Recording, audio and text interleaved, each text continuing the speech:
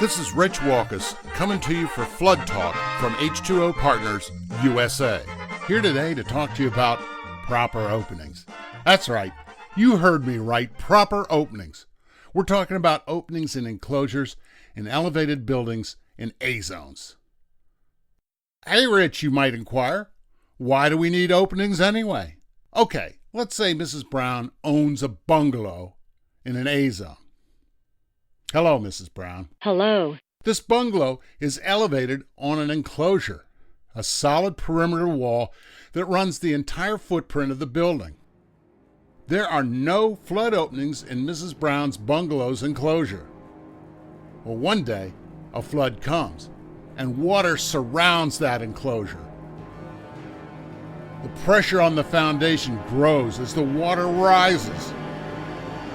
The water gets higher and higher until finally, pressure from that water collapses the foundation. Ouch! That's going to be an expensive fix. Now let's say Mrs. Brown's bungalow had flood openings. Now when the flood comes, the pressure from the water is equalized, both on the inside and the outside. There's no stress put upon that foundation, and the foundation remains solid. No major repairs on the foundation are needed. What a relief. Whew.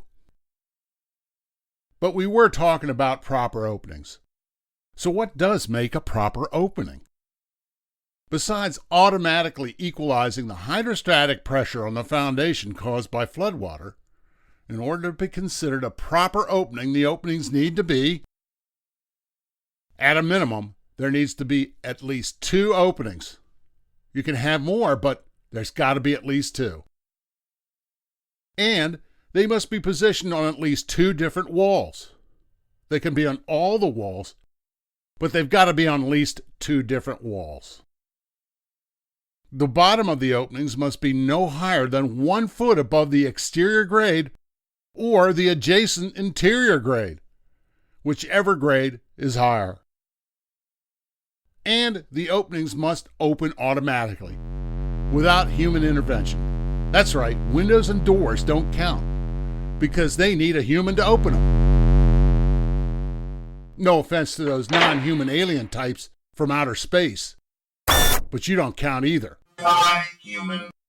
And finally, for an opening to be considered proper, they must have a total net area of not less than 1 square inch for every square foot of enclosed area.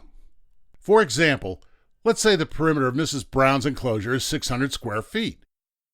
So the total amount of vent openings, and that's all the openings added together, needs to be 600 square inches in order to be considered proper. Now you can find this information on the building vents in Section A of the building's elevation certificate. Well, that's all the time we have for today. Thank you, Mrs. Brown. Goodbye. And thanks to you, Mr. Space Alien Creature.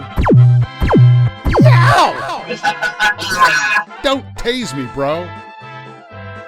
And thanks to all of you for watching. This is Rich Walkus saying so long for Flood Talk from H2O Partners USA.